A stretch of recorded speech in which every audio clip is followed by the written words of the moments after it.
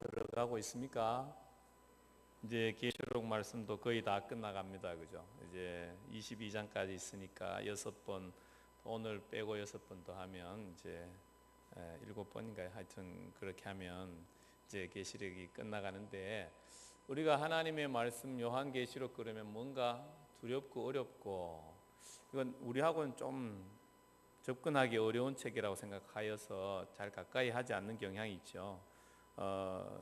그런데 우리가 이렇게 한번 쭉 처음부터 끝까지 계속 설교할 때에, 이때 여러분이 말씀을 자꾸 읽으면 이게 어떤 흐름으로 흘러가고 무엇을 하나님이 말씀하시는지를 알게 되고, 말씀을 통한 하나님의 사랑을 여러분들이 받아 누리게 되는 것입니다. 하나님이 말씀하실 때는 아버지의 말씀은 항상 그 가운데 사랑의 말씀입니다. 하나님의 기대와 소망이 담겨져 있죠. 우리가 계시록을 읽을 때 특별히 7로 간다 그렇게 말씀드렸습니다. 그죠? 7재앙, 7교회, 그 다음에 재앙들이 나오는데 7인, 7나팔, 7대접, 그리고 새 예루살렘 이렇게 가고 중간중간에 다른 것들이 이렇게 삽입되어 있다 이렇게 말씀드렸고, 그 계시록을 읽으면서는 이게 묵시문학적인 그 유대인들의 표현법을 통하여서 표현했다. 우리가 시를 읽을 때는 시적인 표현법을 이해하면서 읽어야 되듯이 묵시문학적인 이해를 가지고 상징들로 보고 이것을 읽어 나가야 된다 그렇게 말씀드렸고, 또 잊지 말아야 될 중요한 것은 뭐냐면 구약을 인용한 부분이 많이 있다는 거예요. 그래서 이 밑에 있는 여러분 관주 성경들에 보면 구약에 풋노트가 많이 달려있는 구약들을 잘 찾아서 보면 되고, 또 그런 부분들이 잘 이해가 안 되어져도 중요한 관점을 하나 가지면 되는데, 그게 뭐냐, 지금 하나님께서 요한계시록을 말씀하실 때는 고통당하면서 로마로부터 생명의 위협을 당하면서 믿음을 지키는 자들에게 말씀하신 것이다. 그래서 그들을 격려하고 위로하고 또 새 힘을 주기 위해서 말씀하셨다는 기본적인 이해를 가지고 요한계시록을 읽으면, 이단들이 이런 계시록을 이용해 가지고 우리를 두렵게 하거나 성도들을 두렵게 하고 미혹하는 데에 빠지지 않을 수 있다. 그렇죠? 그렇게 말씀드렸습니다. 이단들이 자기 마음대로 해석하고 자기가 흰말 타고 사진 찍으면 자기가 백마 타고 온 사람인 줄 알고 그런 것들에 미혹되지 않는 거예요. 그죠? 꼭 재밌는 거는 신천지 누구도 그러고 하여튼 통일교 누구도 그러고 백말 타고 자기 사진 찍어 놓고 그러더라고. 보니까 재밌어요. 그런 거를 자꾸 우리가 성도들이 보고 또 어떤 사람은 미혹을 받기도 하고 그러는데, 여러분 특별히 이 요한계시록 말씀을 하나님의 사랑의 편지로 읽을 수 있기를 축복합니다. 오늘 7대접을 통한 하나님의 심판을 준비하는 모습을 보면서도 우리는 하나님의 마음을 아는 게 중요하죠. 1절에 하나님께서 이렇게 말씀하십니다. 곧 마지막 재앙이라 그렇게 이야기하는데, 이 마지막이라는 것이 언제냐, 어떤 사람은 이 재앙들도 순서별로 이렇게 요한계시록이 기록되어졌다고 이해하고 7인, 7나팔, 7대접 재앙이 점점 깊어지고 있고, 그렇게 가면 마지막이 그때인 줄 알고 이렇게 생각하는데요.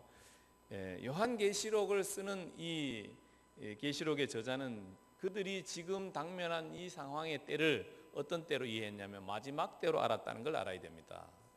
그러니까 그 사람들은 2000년 동안 예수님이 안 오실 줄은 꿈에도 생각을 못했어요. 무슨 말인지 이해가 되십니까? 2000년 동안 주님이 안 오실 걸 생각을 못했기 때문에 주님이 그들에게 있어서는 곧 오신다고 생각되어졌던 그런 마지막 때라고 했을 때에 무슨 첫 번째 대장, 먼 재앙이 있고 난 다음에 그때가 마지막 때가 아니라 지금 그들이 살고 있는 때를 그들은 종말론적인 상황으로 이해했다는 것입니다.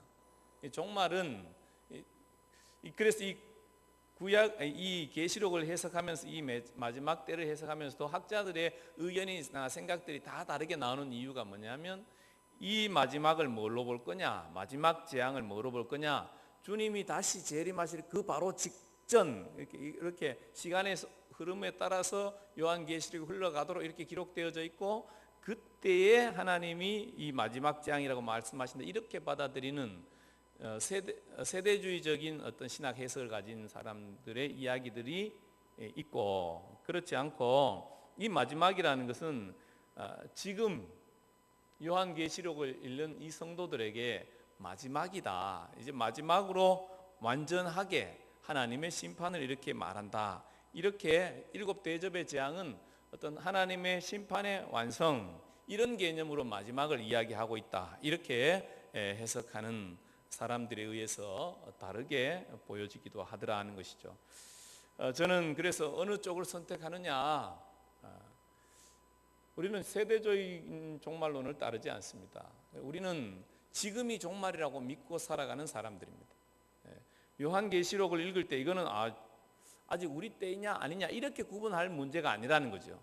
우리 누구나 지금 주님 앞에서 살아가고, 여러분 역사의 종말 이전에 여러분들은 다 어떤 차원에서는 주님 앞에서 종말을 맞이할 가능성이 많죠. 표정들이 동의가 안 되시는 분들도 계시지 모르지만, 하여튼 여러분들은 지금으로부터 그죠? 10년, 20년, 30년, 길게는 100년 뒤에 다 돌아가실 거라 이거예요. 종말에 하나님을 만나듯이 다 만날 거잖아요. 꼭 지구가 망해야 주님을 만나는 건 아니라 이거예요. 우리는 인생이라는 존재 자체는 종말론적인 존재라는 거예요. 주님이 이 땅에 다시 오시고 부활하신 이후에 우리 모두는 종말 상황 가운데 살고 있다. 우리는 이렇게 이해해야 될 것입니다. 이 종말 상황에 있는 상황 가운데서도 여러 가지 심판이나 재앙 가운데도 최고의 심판, 마지막 심판을 오늘 이렇게 완성된 심판을 이렇게 표현한다, 이렇게 이해하면 될 것입니다. 특별히 이 심판을 집행하는 천사들의 모습을 오늘 말씀은 그려주고 있는데 6절에 이렇게 표현합니다. 맑고 빛난 세마포 옷을 입고 가슴에 금띠를 띤 천사가 하나님으로부터, 하나님의 보호자로부터 7 대접을 받았다. 7개의 잔을 받았다는 거예요. 그리고 이 하나님의 잔을 들고 그들이 쏟는 모습은 16장에 나오는 거죠. 오늘은 이 잔을 받는 모습만 그려지고 있습니다. 하나님께서 심판을 행하실 때 오늘 이 심판의 어떠함을, 이 심판을 집행하는 자들의 의복을 통해서 보여주고 있습니다. 여러분, 이 심판은 아주 강력하고 완전하게 의로운 심판이라는 것을 말씀하고 있습니다. 하나님께서 이 모습을 그리는데 이 세마포 옷을 입었다 그랬을 때, 세마포는 제사장들의 옷이죠. 제사장은 거룩하다는 것을 구별된 존재를 제사장으로 보죠. 제사장의 옷을 입었다. 거룩한 심판이 행해진다. 그게 하나님의 완전하시고 의로우신 심판이 행해지신다는 것을 표현하고 있습니다. 그리고 또 한 가지는 금띠를 띠었다. 금은 주로 왕을 상징하는 것입니다. 그러니까 왕의 심판은 강력한 걸 상징하죠. 오늘 하나님의 심판을 이렇게 그려주면서 그 심판이 아주 강력할 것을 말씀하는 것이 8절에도 그려지고 있는데, 그건 뭐냐면 7 재앙이 마치기까지는 성전에 능히 들어갈 자가 없더라, 그렇게 이야기하는 거죠. 7 재앙이 끝나기 전까지는 성전에 누군가 들어가지 못한다는 것은 성전에 들어가서 누군가가 하나님 앞에 심판을 멈춰 주십시오 이야기할 수 없다는 것입니다. 그 심판은 그대로 진행되어질 것이고 강하게 성취되어질 것을 말씀하고 있는 것입니다. 사람들은 살아가면서 이런 생각을 하죠. 어떻게 하나님이 살아계시면 이런 일이 일어날 수 있는가? 예를 들어서 얼마 전에 중국의 쓰촨성에 지진이 나서 몇 명이 죽었습니까? 8만 명이 죽었다 그러죠. 일본에 쓰나미가 나면 몇만 명이 죽었어요. 2만 명. 흥엔 지진 나도 1명도 안 죽었지만 말이죠. 하여튼 그런 어떤 엄청난 숫자의 사람들이 죽어나가는 것은, 이건 말이 8만 명이죠. 포항 인구 전부 다가 한꺼번에 어린아이로부터 노인에까지 그날 없어진 거잖아요. 그보다 더 많은 숫자가, 그죠? 아닌가? 포항은 50만이구나. 아니구나. 제가 잠깐 착각했습니다. 8만 명. 어쨌든 간에, 그죠? 나는 5만이라고 생각을 잘못했네. 엄청난, 그럼에도 불구하고 엄청난 숫자인 건 틀림없습니다. 그런 일이 있을 때 사람들은 생각하죠.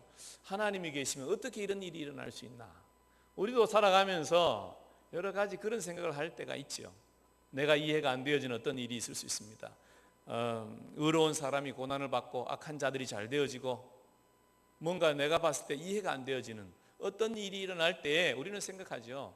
하나님이 살아계시면 왜 이런 일이 일어나야 되지?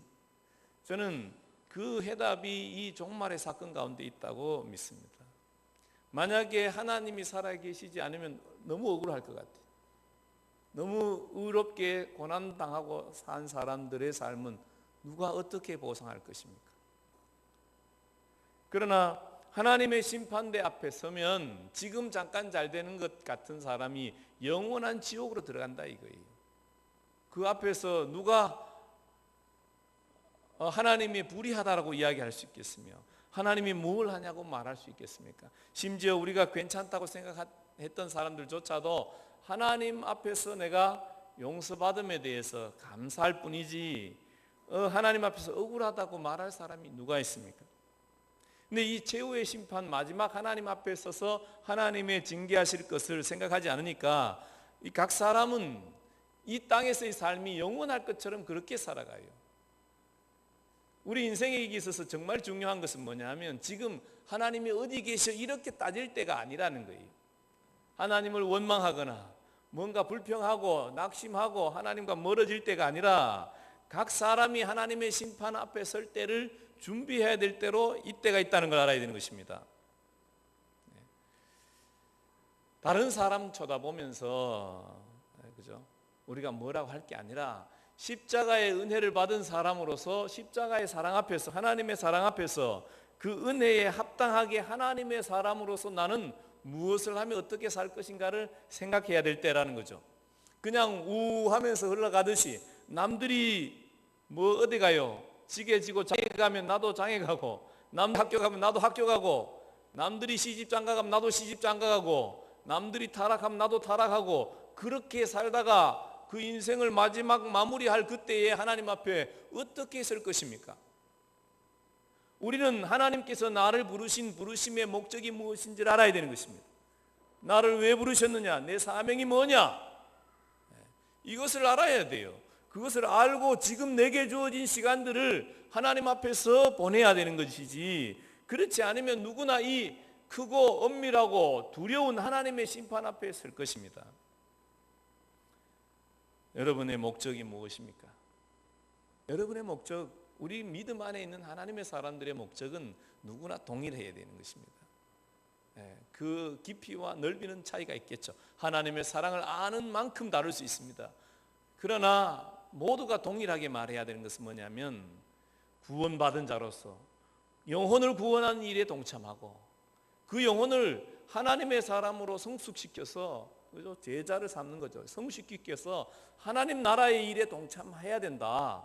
하나님 나라를 세워가는 일을 우리가 이 땅에서 감당해야 된다. 이것이 믿음의 사람들의 삶의 목적인 것입니다.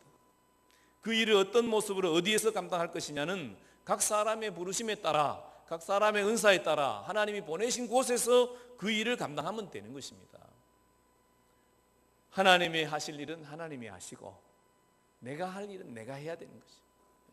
여러분들을 부르시고 여러분을 보내신 곳에서 하나님의 다스림을 여러분이 경험하면서 나누는 일들은 하나님이 하셔야 될 일이 아니고 여러분이 하셔야 될 일인 것입니다. 오늘 천사들이 일곱 대접을 받아서 쏟는 모습은 다음 장에 나오지만 그 모습을 받는 대접은 심판의 어떤 하나님의 대접이었습니다. 이 심판이 쏟아질 때에 어떤 부분에서도 회개하거나 남은 자가 있거나 이런 부분이 안 나와요.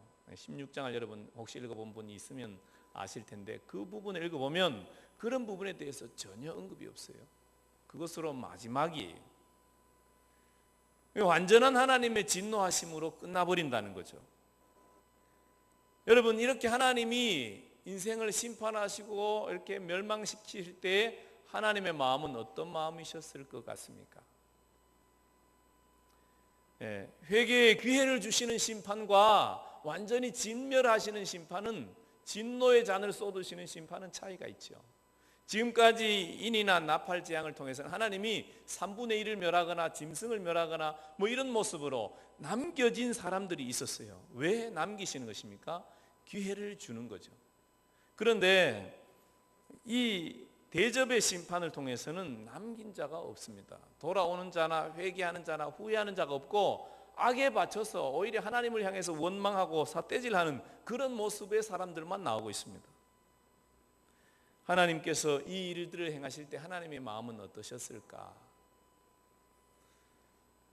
저는 하나님께서 2000년 동안 왜 하나님의 진노의 심판, 최후의 심판을 미루고 계실까를 생각해 보면 이 마지막 대접을 행하실 하나님의 마음을 생각하게 됩니다.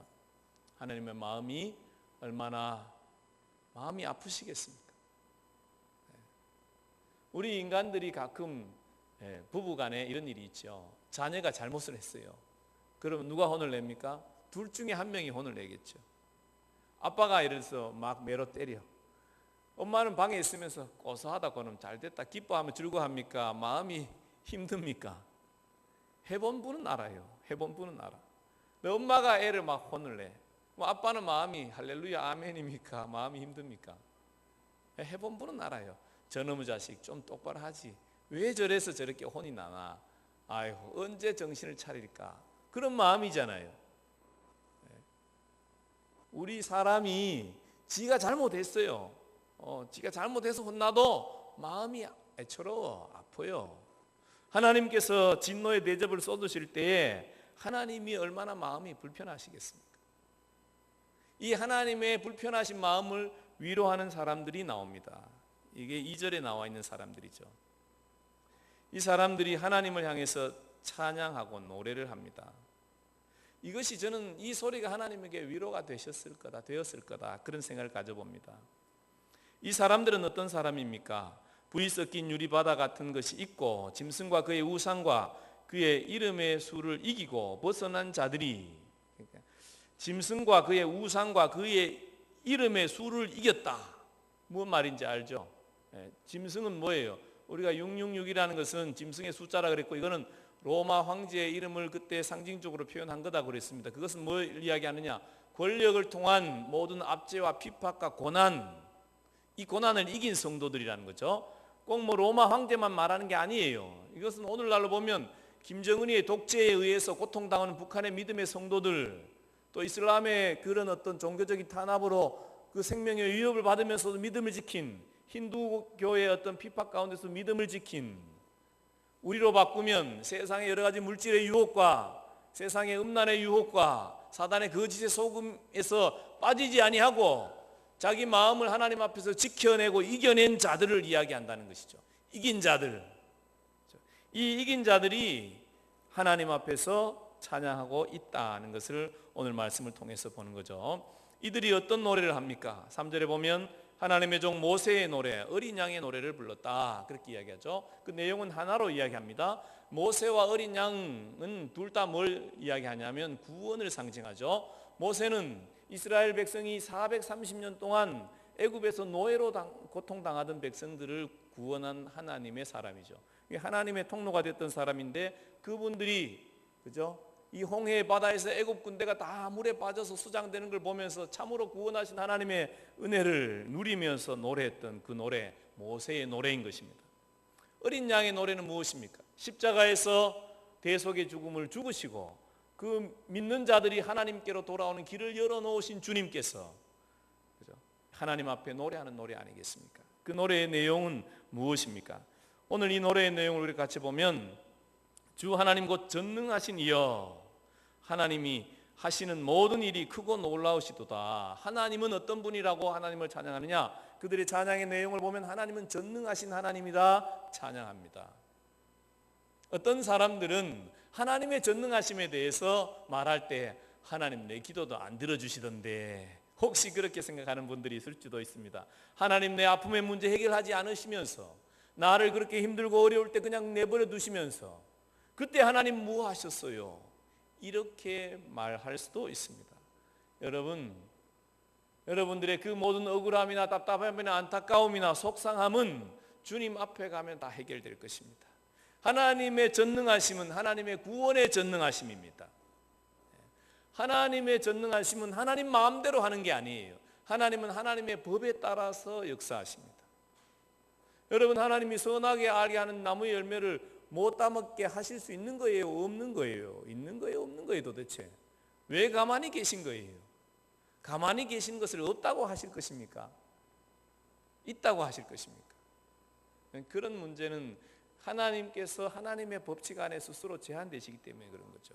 인간에게 하나님의 모든 권세와 권한을 다 주셨어요. 그 다음에 인간이 책임져야 될 영역이 있는 것입니다. 하나님은 그럼에도 불구하고 포기하지 않고 실패하지 않는 것이 있는데, 그것은 뭐냐면 생명을 구원하는 것입니다. 영혼을 구원하는 것입니다. 십자가를 통해서 주님 앞으로 돌아오는 모든 생명을 구원하시는 분이 하나님이십니다.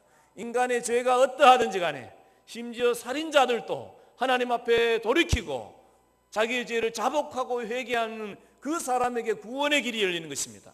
그러나 아무리 자기가 잘난 자들이라도 내가 의롭다고 생각하는 자에게는 구원이 없습니다. 왜냐하면 자기 죄로 자기가 심판을 받아 죽을 것이기 때문에 그렇습니다. 이 교회 다니는 사람들 중에요, 예수님이 필요 없는 분들이 그게 문제예요.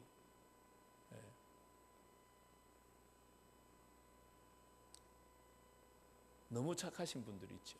법 없어도 사는 분들, 그럴 만한 분들이 있어요. 근데 그런 분들은 중요한 게 뭐냐면, 나는 예수님의 은혜가 없이는 구원 얻을 수 없다는 것을 인정을 못해요. 이게 동의가 안 되져요. 그게 문제예요. 교회를 다녀도 내가 뭔 죄를 지은지 몰라요. 우리가 하나님 앞에서 우리 자신의 어떠함을 잘 깨달아 아는 은혜가 있기를 축복합니다. 그 하나님께서 우리를 구원하시는 데는 실패하지 않으실 수 있도록 길을 내셨죠. 하나님이 무기력해 보이십니까? 절대로 무기력한 분이 아니십니다. 하나님은 그 출애굽의 상황에서 보십시오. 이 이스라엘은 싸움도 안 해본 친구들이에요. 홍해를 그들이 건너갈 수 있는 존재들입니까? 뒤에서 애굽의 철기군들을 상대할 수 있는 그런 어떤 싸움하는 사람들입니까? 아니에요. 어린아이부터 노인까지, 노약자까지 60만의 그 장경들이 있어봤자 그들이 무슨 싸움을 해본 적이 없어요. 노예로서 날 때부터 노예로 살았어요. 노예 근성이 그 몸에 배어 있어요. 그래서 원망하죠. 우리를 죽일 데가 없어서 여기서 죽이려고 하냐. 그 중에 어떤 사람이라도 칼을 빼들고 애굽 군대와 싸우자 이렇게 한 사람이 없어요. 다 모세를 향해서 네가 우리를 이렇게 죽이려고 하느냐. 무기력하고 무능력하고 아무것도 할 수 없는, 원망밖에 할 줄 아는 것이 없었던 그들을 하나님께서 홍해를 마른 물로 이게 가르셔서 건너게 하셨을 뿐만 아니라 대적하여 따라오는 애국 군대를 수장시켰다는 거예요. 네, 그래서 가끔 그런 뉴스에 나오잖아요. 그 몇천 년 전에 했던 그 바퀴, 그 수레 바퀴 같은 것들이 그 홍해에서 발견되어졌다. 하나님의 위대하심과 하나님의 강하심, 구원하심에 실패가 없으신 하나님이 선명하게 나오고 있는 거죠. 중요한 것은 우리가 믿음으로 인내할 수 있느냐의 문제예요. 왜 구원을 못 받는 것입니까? 믿음으로 인내할 수 있느냐의 문제죠. 내가 조그마한 어떤 욕심 때문에, 어떤 내 삶의 가운데 일어난 어떤 문제들 때문에, 내 의 때문에, 내 작은 의 때문에 하나님과 멀어진 사람들이 있죠. 심지어 교회 다니다가 성도에게 상처받아서 하나님을 떠난 사람들도 있어요. 그게 뭘 이야기하는 거예요? 자기의 작은 의 때문에 하나님을 떠난 걸 이야기하는 거죠. 그의 의가 맞아요. 그가 맞고 교회에 앉아서 어떤 성도에게 상처 준 사람 잘못한 건 맞아요. 근데 구원은 누가 더 가까운 것 같습니까? 하나님을 떠나지 않는 그 사람에게 구원이 가깝지. 그게 참 속상할 일이에요. 착한 사람은 버림을 받고 우리가 봤을 때, 악한 자는 교회에 앉아서 매주 회개하고 용서함을 받고 구원을 바라보고 있으니 어떻게 보면 그 사람의 말이 맞을지도 몰라요. 그러나 중요한 것은 그가 스스로 선택하는 것입니다. 내 의 때문에 하나님을 떠난 것, 자기의 몫이라는 거예요. 우리가 선택해야 될 건, 우리가 해야 될 건 뭐 해야 되는 것입니까? 그럼에도 불구하고 하나님께로 가까이 나가는 것입니다. 내가 이해가 되든지 안 되든지, 내가 잘했든지 못했든지 그것과 상관없이 내가 주께로 가고 있느냐. 여러분을 주께로 인도하는 사람들을 좋아하십시오. 주께로 더 가까이 갈 수 있도록 격려하는 사람들을 따라가십시오. 하나님과 멀어지게 하는 어떤 것이 있더라도 동의하지 마십시오. 하나님의 구원하심은 실패가 없으십니다. 하나님이 악한 자를 구원하신다고 여러분 불만을 가질 것입니까? 우리가 마지막 심판대 앞에서 하나님이 악한 자를 구원하신 것을 불만을 품을 게 아니라 나를 구원하신 것을 감사할 뿐이라는 걸 알아야 돼요.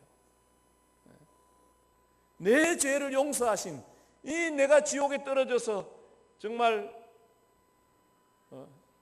불타서 이 정말 그 유황불 냄새가 콸콸 넘치는 그런 어떤 그 지옥에서 죽어야 될 나를 구원해 주시고, 하나님의 나라, 영원한 하나님의 나라, 하나님과 행복할 수 있는 그 자리로 이동해 주신 하나님의 그 은혜, 그 사랑, 그것을 기억하고 그것의 큼에 감격하고 거기에 잡혀야 되지 않겠습니까? 남 쳐다볼 처지가 아니에요. 둘째로 어떤 찬양을 하고 있습니까?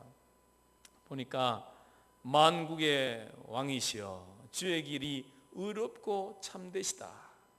그렇죠? 하나님의 심판은 의롭고 참되시다는 것입니다. 이 구원 얻어서 지금 고난을 이긴 자들이 찬양하는 거죠. 하나님께서 의롭다라고 누가 말하느냐? 여러분, 고난당한 성도들, 십자가에서 죽음당한 성도들, 또 우리로 치면 주기철 목사님 같이 순교자들, 그런 분들이 말하는 거예요. 하나님, 당신은 의롭고 참되십니다. 우리가 얼마나 고난을 당했다고, 그죠? 사람들 중에 자기 의를 주장하는 사람들은 어떤 측면에서 뭘 못 보냐면 자기의 악함을 보지 못하는 것입니다. 자기의 죄악을 보지 못하고 자기의 악함을 보지 못하고 하나님의 의로움을 보지 못하는 상황이 있는 거죠. 우리가 하나님 앞에 이르게 되면 우리 인간은 누구나 다 하나님 앞에서 자기의 죄성을 알게 되고 느끼게 되는 이 사망의 앞에서 나는 어찌할꼬, 이런 상태가 되는 것이 우리 인생인 것이죠. 그런데 하나님 앞에 서지 못하니까 뭘 생각해요? 나는 저 사람보다 낫고 저 사람보다 착하고 저 사람보다 의롭고. 맞아요. 그 사람보다 잘났어요. 저도 세상에서 제일 훌륭한 성인군자인 줄 알았다니까요. 지금도 여러분 혹시 그렇게 생각하시는 분들 있을지 모르겠는데 제가 아주 평범한 사람이에요. 제가 결혼 딱 해보니까 나는 죄인이란 걸 알았어요. 결혼하기 전까지는 제가 세상에서 제일 의로운 성인군자였어요. 결혼 딱 해보니까 나는 내 아내가 나에게 뭔가를 해주기를 바라지 내가 아내에게 뭔가를 해주기를 원하는 게 별로 없더라고요. 나를 도와주고 나를 잘해주고 나를 칭찬해주고 나를 사랑해주고 그걸 원하지. 근데 가만 봤더니 상대방도 그러더라고요. 여러분, 인간이 별게 없어요. 똑같아요. 자기 악함은 언제 드러나는 줄 아십니까? 하나님 앞에 딱 서면 드러납니다. 저는 아직 그런 경험은 못했습니다. 그러나 이런 분들을 몇 번 만났어요. 하나님이 어릴 때부터 자기의 죄를 쫙 주마등처럼 지나가게 하는데 그 앞에서 눈물을 흘리며 회개할 수밖에 없었다. 누구는 안 그러겠습니까?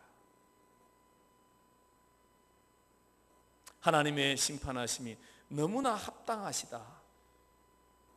우리는 그렇게 하나님 앞에 고백할 수밖에 없는 존재들인 거죠. 이 의로운 자들, 구원 얻은 자들이 하나님 당신은 의로우십니다, 이렇게 고백하는 것입니다. 하나님께서 정말로 나를 저 지옥으로 보냈어야 되는데도 불구하고 나를 구원해 주시고 하나님의 아들 삼아 주시고 나를 그런 정말 조금 의로운 척했던 그 불경스러운 마음을, 그래서 하나님 또 무능력하다고 무기력하다고 하나님은 아무것도 하지 않는다고 탓하고 비난했던 그런 이 불경스러운 나를 용납해 주시고 받아주시고 용서해 주신 그 은혜를 생각하니 뭘 하고 하나님에게 말할 수 있겠습니까? 그런 감사, 하나님 앞에 주는 의로우십니다, 이렇게 고백할 수밖에 없는 것이 우리 인생입니다. 여러분, 솔직하게 이렇게 전부 다 착하게 앉아 계시지만 지난주 중에 여러분 생각한 것 중에 나쁜 생각 품었던 거 사실 이야기해봐요. 네? 벌써 까먹었습니다. 그런 표정이시지만 자신에게 솔직하게 생각해봐요. 누구한테 화나서 막 확 미워요, 확 지어받고 싶은 사람 생각 없었어요? 없었으면 다행이에요. 저는 있었어요. 하나님 앞에 서면 그것뿐이었겠습니까? 우리 주님이 뭐 미워하는 자, 그 살인자랑 똑같다 그랬어요. 하나님 앞에 서면 그 무게가 그렇게 느껴질 거라는 거죠. 또 세 번째 노래는 무엇입니까? 그들이 하나님 앞에서 그렇게 고백하는 거죠. 주여, 누가 주의 이름을 두려워하지 아니하며 영화롭게 하지 아니하오리까? 우리가 주님 앞에 오직 주만 거룩하시니이다 하면서 오직 우리 만국이 와서 주께 경배하리다. 모든 자들은 하나님께 와서 뭐 할 거라? 하나님을 경배할 것이다. 그렇게 고백하고 있습니다. 이들이 자기들이 하나님 앞에서 뭘 한다는 것입니까? 이렇게 유리바다 건너편까지 건너와서 이 고난의 바다를 건너와서 하나님 앞에서 이 검은 거를 들고 찬양하는 거죠. 하나님 감사합니다. 승리하게 해주셔서 감사합니다. 이기게 하신 주님을 감사합니다. 이렇게 고백하는 것입니다. 오늘 이 감사 찬양하는 모습을 보면서 우리 또한 하나님 앞에 무엇을 드릴 것입니까? 감사의 찬양을 드려야 될 것입니다. 여러분, 어떤 감사가 있습니까? 하나님께서 우리를 용납해 주신 감사가 있죠. 하나님께서 우리를 믿음으로 인내하게 해주신 그 감사가 있죠. 또한 승리하게 해주신 감사가 있습니다. 세상의 길로 가지 아니하고 유혹받았으나 유혹에 빠져서 넘어졌으나 다시 일으키고 돌아오게 하신 하나님의 은혜가 있지 않습니까? 여러 가지 비팍 가운데서도 고난당하는 자리에서도 좀 원망하기도 했지만 완전히 원망하며 떨어지지 아니하고 그래도 원망하는 자리에서 다시 돌아와서 아이고 하나님 잘못했습니다 회개하며 하나님 앞에 엎드릴 수 있도록 주신 하나님의 은혜가 있지 않습니까? 우리는 그 하나님 앞에 감사로 찬양을 드려야 될 것입니다. 또한 우리가 뭘 감사해야 될 것입니까? 우리는 하나님 나라에 동참할 수 있도록 하나님의 부르심을 받지 않았습니까? 영혼을 구원하여서 생명을 살릴 뿐만 아니라 하나님의 사람으로 세워가는 일에 동참할 수 있도록 하나님께서 우리에게 은사도 주시고 능력도 주시고 물질도 주시고 시간도 주시고 그렇게 하나님이 나를 불러주시고 세워주신 은혜에 감사해야 될 것입니다. 또한 하나님께서 우리를 성장시켜 주지 않았습니까? 믿음의 진보가 있지 않았습니까? 예수님을 더 알게 되지 않았습니까? 우리가 또한 드려야 될 하나님께 드려야 될 노래, 그것은 승리의 노래일 줄 압니다. 우리는 지금 전쟁터에 있습니다. 우리가 늘 주일마다 나와서 죄를 고백하지만 또한 우리는 생활의 현장에서 승리가 있어야 될 줄 믿습니다. 주님과 함께 했던 승리의 흔적들, 의를 위해서 고난받았던 흔적들, 고난받는 자리로 기꺼이 들어가는 흔적들, 우리 믿음의 사람들에게는 이것이 영적인 전쟁터에서 승리한 흔적입니다. 이 세상 사람들처럼 어떤 육신의 유익과 편안함과 안락을 쫓아감으로 아무 전쟁도 하지 않고 일주일 동안 내 욕심만 쫓아갔던 그런 자로, 실패자로 주님 앞에 올 것이 아니라 내가 주를 위해서 무엇을 할고, 주님 나라 위해서 나는 어떤 자리에 있어야 될고. 여러분, 우리는 종말의 상황에 있다고 말씀드렸습니다. 우리의 인생은 종말의 상황입니다. 여러분 중에 내일 나는 절대로 죽지 않을 거라고 확신한 사람들이 있죠. 저도 확신합니다. 그러나 그 확신이 맞을 거라고 자신 있는 사람 누가 있습니까? 아무도 없습니다. 저도 없습니다. 확신은 있지만 확신은 얼마든지 달라질 수 있는 것입니다. 그러므로 우리 모두는 오늘 하루를 종말의 현실로 살아야 되는 것입니다. 하나님 앞에 갈 때에 내가 어떤 모습으로 설 것인가. 이렇게 정말 유리바닷가에서 승리자로, 이긴 자로 남아서 하나님을 찬양하는 자리에 우리 모든 성도님들이 있기를 축복합니다. 하나님의 심판은 엄밀하고 완전하다, 완벽하고 세밀하시다 말씀드렸습니다. 그러나 그 심판은 한 영혼도 멸하기를 원치 않은 아픈 아버지의 마음이고, 지금 고난당하는 성도들에게 너 넘어지지 마라, 너 이길 수 있다, 내가 너를 도와준다, 나는 전능한 하나님이다.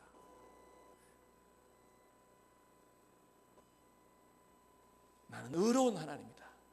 너가 지금 작은 의로 교만해 있느냐? 너의 의보다 더 큰 나의 완전한 의가 드러날 때가 있다. 너 너무 교만하지 말고, 작은 의로 자만하지 말고 내 앞에 나와 엎드리라. 너가 엎드릴 때에 너는 승리할 수 있다. 너는 승리자로 이 영적인 전쟁터에서 승리할 것이다. 내가 너와 함께한다. 오늘 하나님께서 우리 사랑하는 성도님들에게 이렇게 말씀하고 계십니다. 사랑하는 성도님들, 여러분들이 주어져 있는 모든 삶의 현장에서 이 승리자이신 영광의 주님을 바라보며 우리 같이 이 영광의 주를 찬양하고, 하나님, 나에게 닥쳐져 있는 이 영적 전쟁의 현실에서 온전한 승리자로, 주님의 다시 오실 때를 기다리는 자로 오늘 하루도 승리하게 도와주시옵소서. 우리 찬양하고 같이 기도하기를 원합니다. 다 같이 일어나셔서 영광의 왕 찬양하겠습니다. 기도받기를 원하시는 분 있으면 앞으로 나오셔도 좋습니다.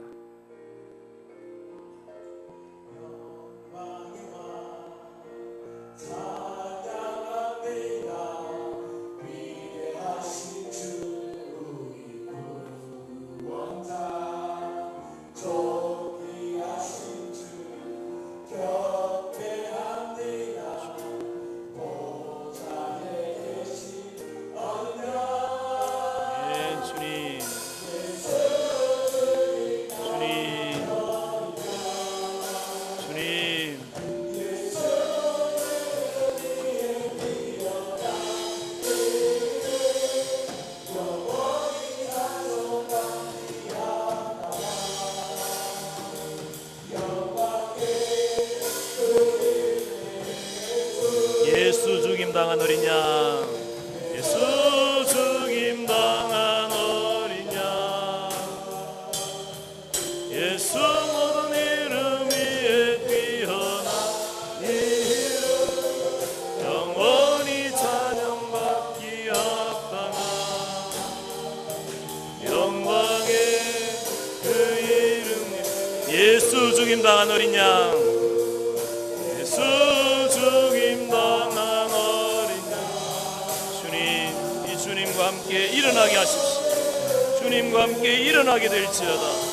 주님의 능력으로 승리하게 될지어다. 주님의 보혈의 능력으로.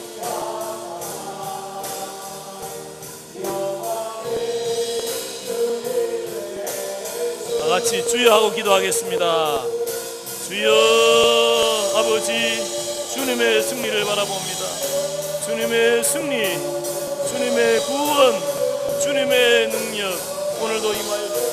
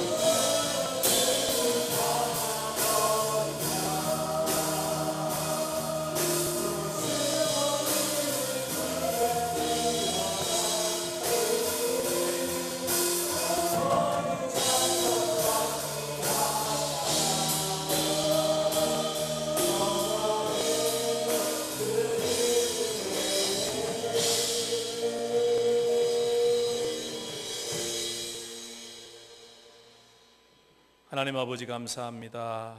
하나님의 진노의 잔 가운데 하나님의 아픔과 하나님의 또 사랑을 말씀을 통해서 살피게 하시니 감사합니다. 하나님, 우리 모두가 이긴 자 되기를 원하시는 주님의 마음을 받습니다. 아버지, 저희들 모두의 삶의 현장 가운데서 주님이 왕으로 오셔서 다스려 주시옵소서. 하나님의 완전하시고 의로우신 그 심판의 날을 저희들이 두렵고 떨림으로만 바라볼 것이 아니라 그날이 구원의 날이요, 그날이 승리의 날이요, 그날이 우리에게 영광의 날인 것을 바라보며, 그러나 죽음 가운데서, 절망 가운데서, 죄 가운데서 죽어가는 자들을 향한 애통하는 하나님의 마음을 나누어 받은 자로서 하나님, 우리에게 하나님께서 맡기신 영적인 전쟁터에서 승리하여 주께 영광 돌리는 저희 모두가 될 수 있도록 은혜 베풀어 주시옵소서.